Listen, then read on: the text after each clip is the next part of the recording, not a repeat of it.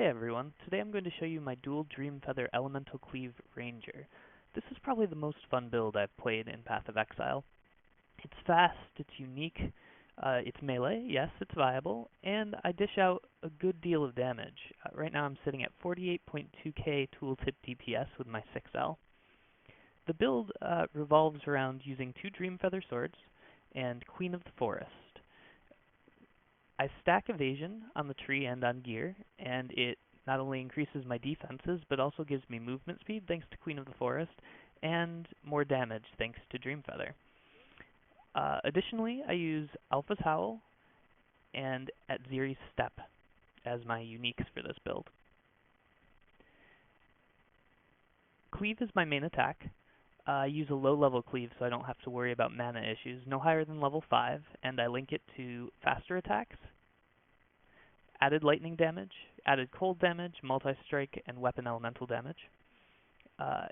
In Alpha's Howl, I have reduced mana linked to Wrath, Herald of Thunder, and Grace. Grace is amazing here since it increases defenses, movement speed, and damage, thanks to my uniques. In one sword, I have cast when damage taken linked to Poacher's Mark and Enduring Cry. Enduring Cry is great for any build, and Poacher's for the physical damage reduction, and Poacher's Mark is used for the increased flask charges and the frenzy charges. With 3 frenzy charges going, I get somewhere between 1 and 2k extra DPS, so that's kind of nice. The life gain on hit from Poacher's Mark is really fairly useless in this case, even though our attack speed is very, very high. In the other sword, I have reduced mana linked to Clarity and Blood Magic. It's a very low level Clarity, level 4 here. I wouldn't go any higher than level 5. And I don't have any room for this on mana, so I have it on my health over here. It only reserves about 100 life, so that's not very much at all to get a bit of mana regen. I don't actually need Clarity. With it, takes a while to drain my mana, which is nice. It gives me some peace of mind in battle. Without it, my mana does drain kind of quickly, but it's okay because I have this piece of gear with physical attack damage leached as mana. You're going to want one accessory with that mod on it. I have 3%, 2% would be perfectly fine. You also might want to consider an Elrion accessory with -8 to mana cost of skills. This also helps with my mana costs in a 6L. It wasn't really necessary when I had the 5L, but if you get up to higher levels or if you link your chest, you might want to consider something like this. In my gloves, I have cast when damage taken linked to Immortal Call, increased duration, and Val Haste. And my boots, this is very important. I have Leap Slam linked to Curse on Hit, Elemental Weakness, and faster attacks. You could use Conductivity instead of Elemental Weakness if you want to, but this curse setup's really important. I leap into mobs in battle and curse them all before they have a chance to hit me, and since my evasion is so high, I get off this curse and have a number of hits on them before my cast when damage taken stuff goes off. So it helps me to deal some quick damage. On my accessories, you can see I try to stack flat lightning damage when I can. And I also try to get increased elemental damage with weapons. Those 2 mods, outside of life and your resistances, of course, are really important. They help you to build damage, and that lightning damage is just going to snowball with Wrath, Herald of Thunder, and added lightning damage. Recently I've been toying around with lightning penetration instead of added lightning damage. So instead of 48.2k, my tooltip DPS goes down by a lot with lightning penetration. I go down to 39.6k DPS. But the clear speeds often feel better with that, at least for the type of gear that I have, since I have so much lightning damage specifically on my gear. So I'm going to use that when I show you a map run here in a second. For my flasks, I use an Eternal Life Flask of Staunching. I pop this flask all the time. It's really important.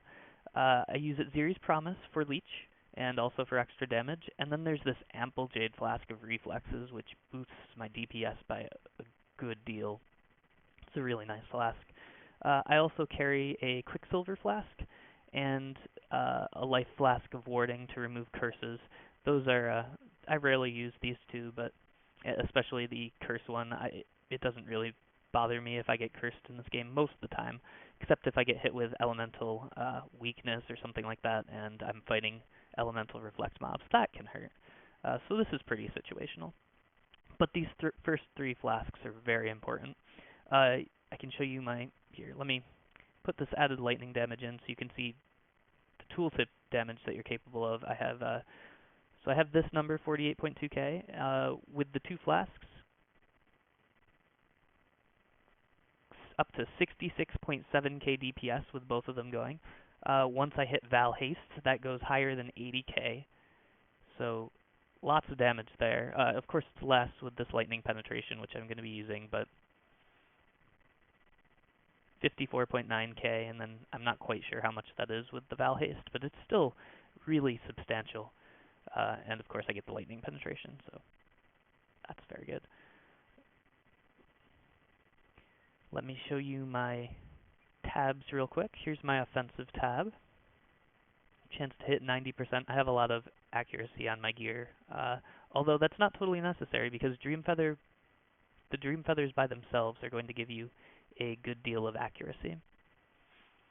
My defense tab over here, 34.4k evasion rating. That's very nice. A 70% chance to evade attacks for enemies at my level. I'm level 94. Other important things here, I get an extra chance to dodge spells because of its Ziri's Step, and my movement speed bonus is fantastic, plus 110% here.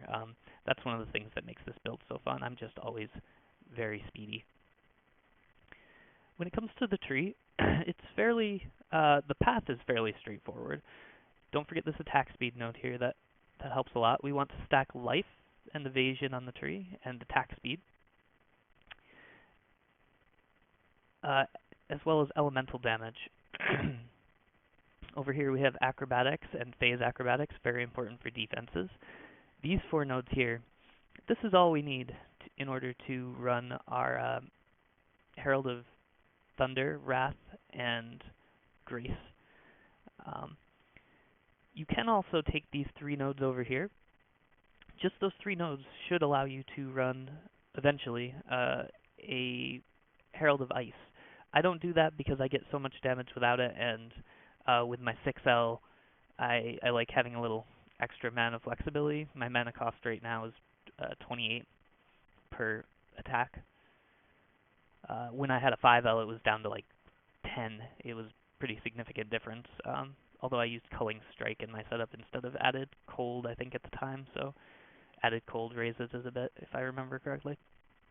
Anyway, also on the tree, these 4 points here are when you're at a higher level.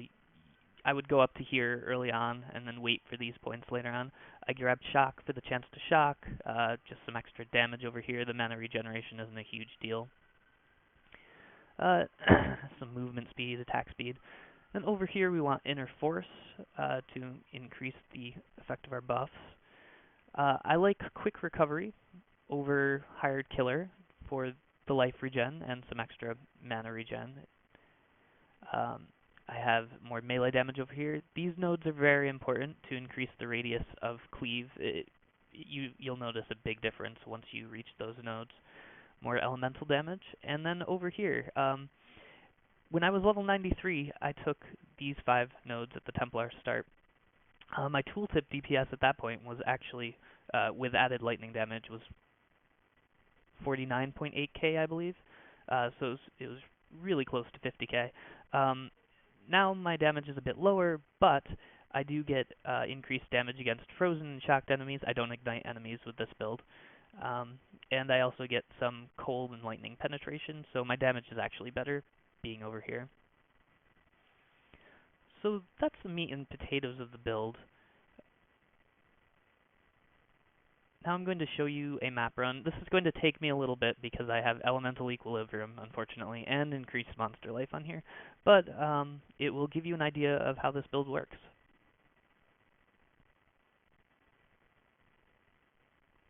And again, I'm doing this with lightning penetration instead of added lightning right now. That should help a bit with the elemental equilibrium.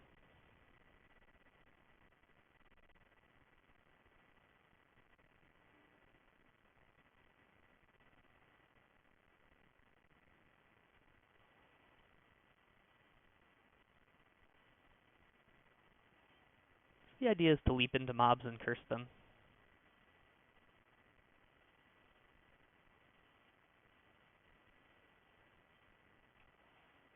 Zana map, very nice. See my life going down quite a bit with this chaos damage. That's one of the things you have to be very careful of with this build, but it's not a big deal because your movement speed is so high that you can get out of the way very easily. I'll leave Zana for later.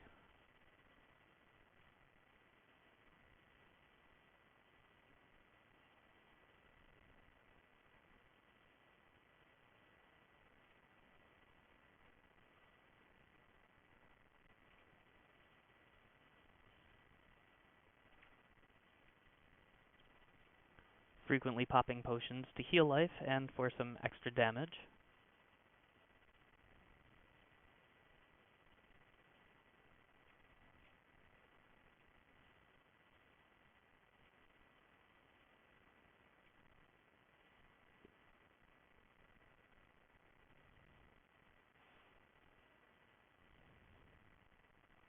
Now you may see my life fluctuating all the time and worry about survivability. I can tell you I haven't died in a very long time. It's been going pretty smoothly.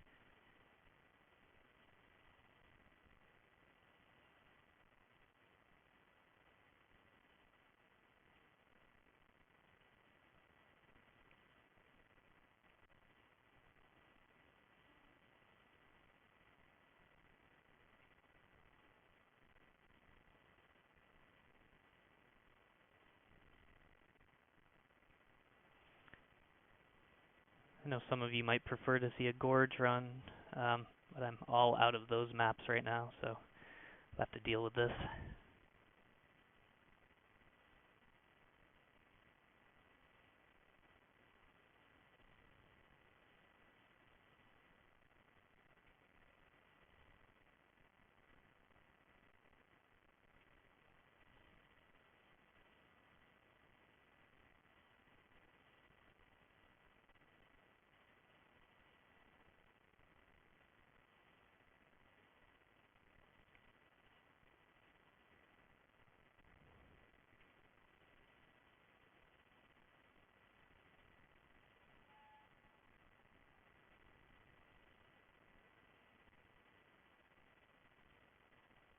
Here's the boss coming up. Shipyard boss is kind of a pushover.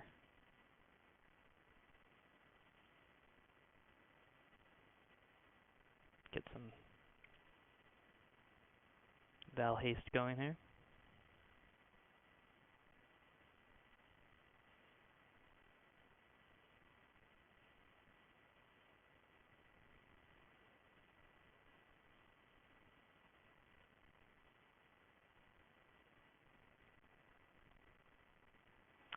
So I didn't do a map clear, but I just wanted to give you a pretty basic idea of how this build works. Remember, it normally goes faster. This is an elemental equilibrium and increased monster life map, so I think the clear speeds are quite good with this. I hope you've enjoyed what you've seen from this build so far. This is my first YouTube video, so I hope my my commentary hasn't been too distracting. And go out, have fun. Bye, guys.